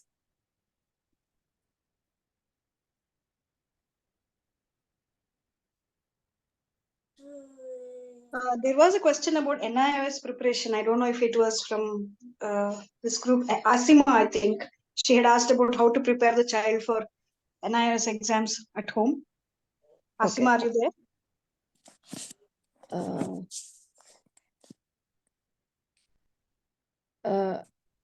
Yes, she's there. So Asima, it depends on how old your child is, what's the history of your child's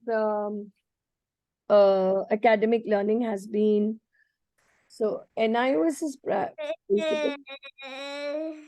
Hello, ma'am. Can I talk? yes, please. Yes. Ma'am, he's 15 years old. He has completed his 15 actually, now entered in 16.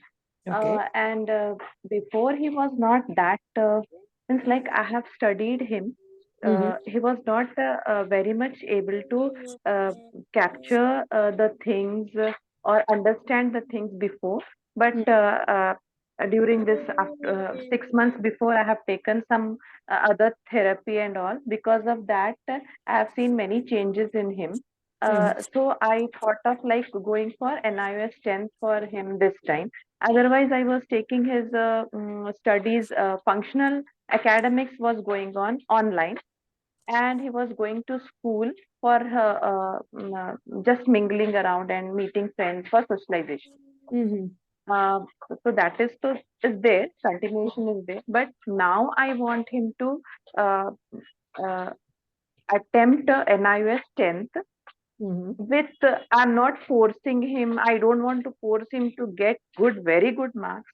Just for certification, I want him like for future help. It will be like a support for him to have certificate of that much only I want. As you said, we should not force children to and should not push them into the race of getting good marks, and I am very deadly against of that. And he also will not do when I try to do that. कि नहीं तुमको ये करना है, you should do this, you should do that. He gets confused and he never do anything. वो सब कुछ छोड़ देगा. जितना भी वो कर सकता है, he leaves everything.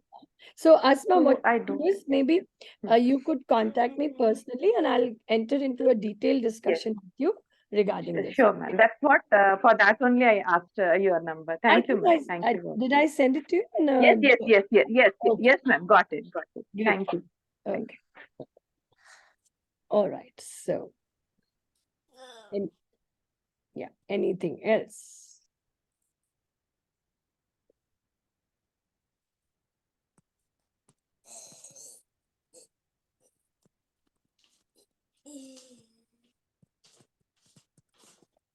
Yeah, anybody else wants to put forward their thoughts, their fears, their doubts, their questions?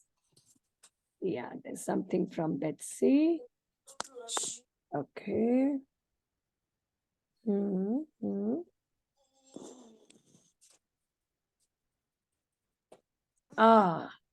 UK. So I think we have other members in the group who are also in the UK. So maybe some members in the UK could respond. But what I understand is there is a system in place, special needs. And if you are getting the support from the school system, definitely schooling would be a good idea.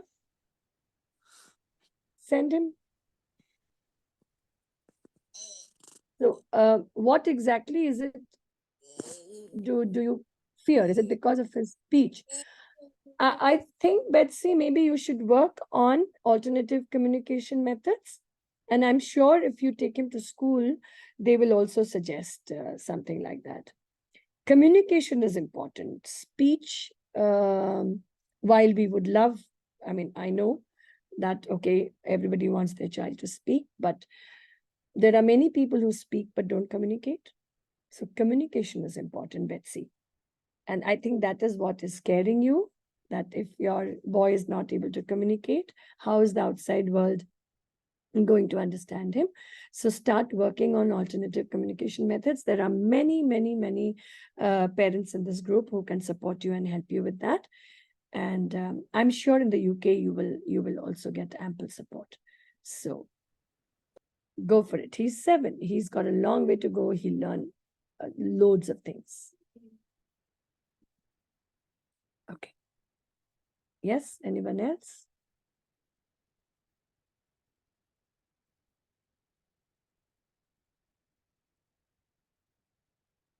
You know, whether we send our child anywhere or not, the work at home never stops.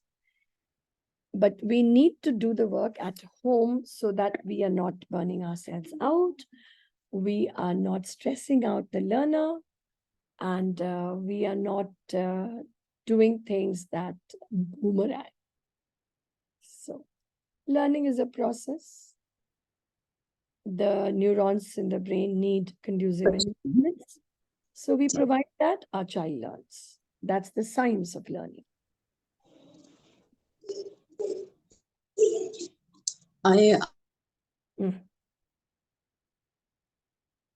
Yes, please.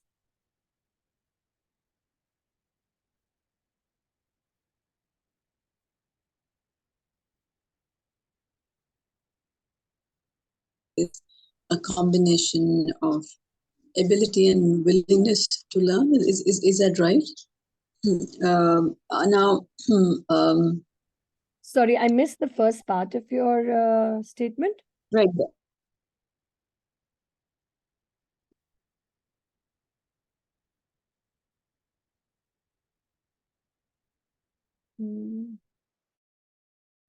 Hello. Champa? Yeah.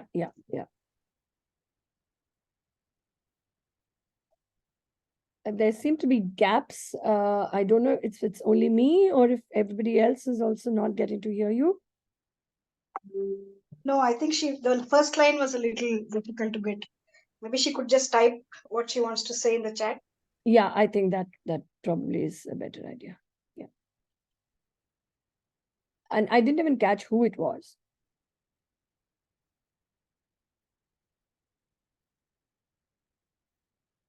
It was Parvati. Ah, okay. Yeah.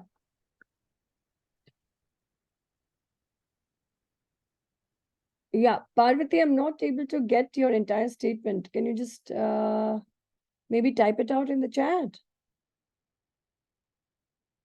And in the meantime, anybody else?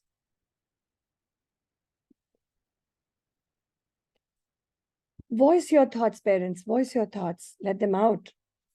How we vocalize and verbalize for our children helps them to identify, to deal with, to manage their emotional requirements. So in the same way, we are in a discussion. Voice your thoughts.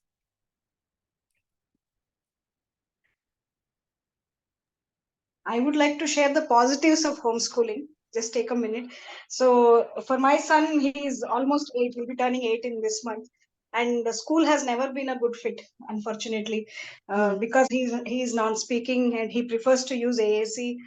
Cannot really say a lot of words.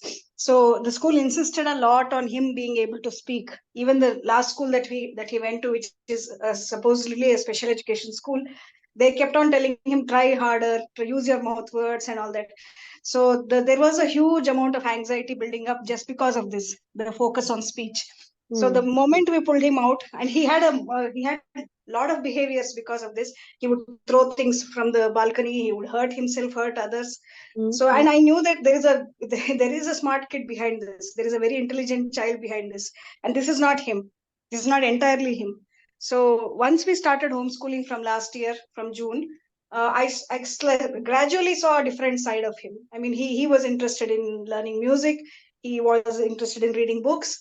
But he wanted someone with him, of course. He would not do it alone. Either me or my husband had to be around, or grandparents. But it was his own way of socializing. He didn't want children his age to play with. So he was okay with adults being with him. He was okay with older kids with him. So the myth that, we should find children exactly of the same age and same interest is not always right. they can socialize in whatever way they like. And when we go out to a market, he tries to interact with the shopkeeper. He shows him what he wants, and he tries to pay with the bills that he has. So I consider all this as socializing, because he's able to understand the norms of the world. So homeschooling is able to give me those opportunities to take him out as often as I can, make him meet people of different ages, different walks of life. So maybe if I had sent him to a conventional school, this would not have been possible. So True. I'm glad that we decided to homeschool, and I'm seeing the benefits of it every day. Awesome. Awesome. Yeah. Thank you. Yeah. Parvati has sent a message. You spoke of presumed competence. If competence is a combination of ability and willingness, and if there is a lack of both in varying degrees, how do we ensure that learning is? Okay. So competence, Parvati, is again rather intangible. By competence, what we probably mean is that the child has it in him to relate to what is being provided, offered to him. What happens is this term has come up in the context of a practice that was observed in many, many schools with many teachers, even special educators, that the moment there was some kind of a challenge or a difficulty or a atypicality to a child, there was a lot of infantilizing that was happening. Talking in baby terms, offering levels of learning that are toddler levels, even to an older child. Because the child was not expressive, the presumption was that the child knows and understands nothing. So that is the genesis where we talk of presumed competence, that we begin by presuming that if a child is 8-year-old, you don't have to really talk in baby language with a child. You don't have to dilute and diffuse content to a great extent. But it's a constant experimentation. As we pointed out some time back, in the meeting, that we could offer different levels of inputs for different subject areas, as in concept areas. And how to differentiate will come from our observation of the child and how the child responds. There will be lags probably. What we offer today may get expressed a week from now, a month from now, because the child is processing, coming to terms with it, relating to it, taking his ways and methods of comprehending what we mean. So we cannot, the more rigid we are in our understanding of what is a concept, what is an idea, and willingness is cannot be gauged. How do we gauge the willingness of a child? Like I said, we are not living his life. Child may be extremely, extremely willing, but they may be physical and psychological or mental conditions that are not allowing the child to even exert the willingness. So we constantly validate and we say that I get a sense that you want this, but there might be some difficulties. Is it that should we try this sitting in a different place or a different time of the day, or maybe in a different way? So that is also part of presuming competence, because willingness is something that is very judgmental and it's hyped. Look at our lives. Don't we do a whole lot of things even though we are not really with them? But we come to terms with our compulsions, we come to terms with our duties, obligations. That's part of the maturity thing and all of that. So we presume that our learner is a learner with a mind that absorbs, that imbibes. It is also a learner who has certain specific bodily and probably mental or whatever areas of challenges. I factor that in and I presume competence, and I work around and offer the learning in different ways, different methods, different times of the day, with the assumption that it's all getting imbibed. Because, like I said, where is this learning going to lead to? Many of our children, it's not going to lead to that, run-of-the-mill monetization thing. They're not making a career out of it. It may, for many, it may. I spoke about that young man I'm talking to in Chennai, right? Autistic, very much autistic. He's gone through his college, he's gone through his accountancy, and now he's looking for ways and means of integrating into society or society understanding, but he's not getting it. So learning for us as mothers or fathers of our children primarily is enhancement of life's quality. My child has a right to understand the world around him. My child has maybe fewer opportunities of being a lived active member of that world. That does not take his right away. I simulate the world for him. I do things, and to the extent possible, I also physically help my child to be a part of life. So that is what learning is all about. My child sees the sun in the sky every day. What's wrong in telling him that it's a ball of burning gases? What's wrong in telling him about the Big Bang theory? I'm not bothered whether he's getting it, not getting it. I'm not going to test him. And all children with expressive challenges, testing is like stupidity. How the hell is the child going to tell me? Let me know. So I'm not interested in that. I'm interested in providing as a right. My child has a right to knowledge.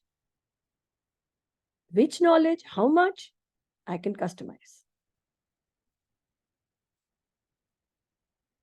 I hope that answers you, Bud.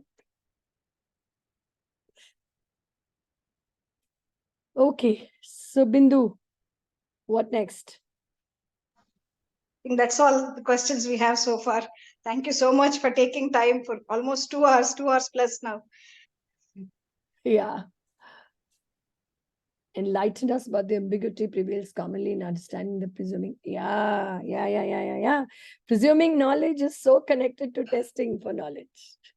So once you can train yourselves to resist the temptation of checking how much is my kid learning, you will know the difference. It's our social conditioning. We have gone through systems of learning that are firmly based on testing. We can't get out of it. We have to really struggle. Learning is not about being tested for learning. So, come on, give it a shot, try. I think this whole trip has been so much about learning first before imparting learning, and you realize that you're so flawed in your approach to learn. We are all victims. Unlearned and relearned. So I think that makes a journey more of there's a lot of learning that has to happen first, unlearning and relearning that has to happen first before we, sit down to actually the whole orientation is so, it's just so. This you're a group so close to my heart. Sorry. Yeah, I must share something very personal. My youngest son, as some of you may know, that he's an individual with intellectual disability, pretty significant, and he's married. 22 December, he got married, and my daughter-in-law too has some needs. So I have been seeking some counseling for them from a professional for marriage intimacy suggestions and all, like a hand-holding, trying to enhance their relationship. And the other day, there was a session where I was supposed to be on the session with him, and the doctor was asking my son about, okay, what are the things on your mind? What troubles you, or what do you think about? And my son's response was something that totally zapped me. The first thing he said is, Doctor, I want to learn how I can help my parents when they grow older, because now they do everything, but I know they'll grow older and they won't be able to do a lot of things. And I'm always worried about how I'm going to be able to help them. Now, I really didn't think my son cognitively analyzes life to this extent, but he does. I got proof of that without testing for it. So what I mean to say is that it's a constant journey of discovery. When you keep providing the inputs, they never go waste. They find targets. They might, they do make different kinds of senses for our children, but they do make sense.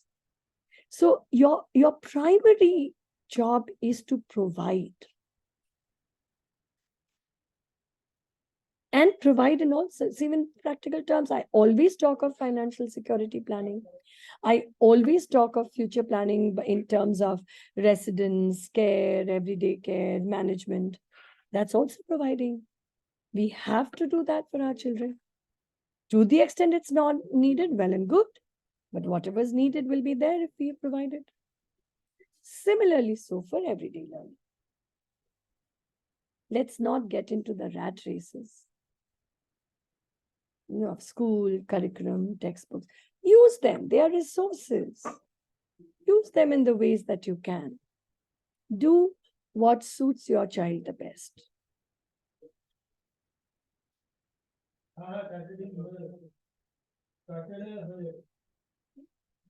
Yeah. Very well said. Really, very meaningful, very, very deep.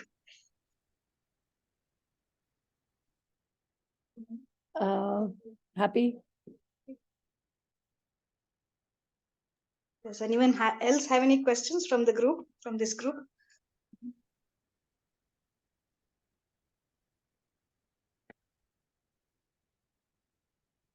I think that's about it. Yeah, looks like it. Yeah.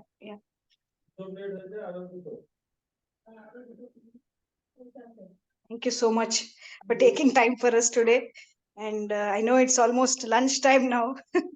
All of you must be in. I wonder about your kids, poor fellows. They must be hungry today. Amma's all glued to the devices. But yeah, my gratitude to all of you that I get to air my views or my experiences, share them with all of you. And that gives me great joy, great happiness. Thank you so much, ma'am. It was really wonderful learning from so many things we get to learn from them. Thank you very much. Thank you. Thank you, all of you. Thanks, Rupa. Superwoman. I like it. Joining today. Thank you. Thank you. Thank you so much, all of you. And you're all superwomen too, but superwomen that are made of bones and tissues. So give yourself time. Go to that spa once in a while. Maybe at home itself. Give yourself a all massage. Watch a movie. We can get time for all of that. There's no hurry. There's no rat race. Slow it down. Slow it down with all your children. The more grounded, the more de-stressed, natural you are doing a huge service to your little one. They pick up on moods, they pick up on everything. Remember, they are intelligent human beings. They do pick up on everything. So go for that walk, go for that coffee with your friend, go for that chat over the phone, watch that little serial, do that little shading that you wanted to do, or that painting that you wanted to make, that little embroidery, whatever, that little book that maybe you wanted to read, the eyebrows you want to get done, the facial, whatever it is, whatever takes your fancy. You owe it to your children to do that for you. That's what you owe it to your children. Because when you do that for yourself, you're coming back to them so much rejuvenated that you are actually giving them better than your best. When you're pushing yourself, you're not giving your best, even though you want to. And your internal systems know that. And they get guilt-ridden and they get angry and upset. And you don't have a vent. And then you fight with your husband or things happen. That just makes it worse. So that one little lipstick or whatever it is worth it. So go for it. Right. All the best, everyone. We will be in touch. And I'm always there. Thank you so much, Champa. It's such a joy, every time speaking to you. It's just, Come over. I will. I intend to. I have to. I will. Great. Thank you. Thank you very much. Really grateful. Thank you. Most welcome. Yeah, Bindu. Thank you, Champa. Thank you so much. So I'll send the recording. I'll share it in the groups and I'll send it to everyone who took part today. Thank you. Yeah, definitely. Yes. Yeah, we are all looking for support and we have it. It's good. When we don't have it, we have to create our own. So be in touch, Rupa, anybody else who's Bindu, you could maybe share my number to whoever wants to. And it's there in the group. You can extract it from the group also. Yeah. Those who are on the Speller group. Otherwise, you could get in touch with Bindu and please feel free to anyone who wants to get in touch. I'm happy to connect. Okay. All the best. Have a rest of Sunday, good rest of Sunday. And I'm sure we'll meet again. There will be other things to talk about.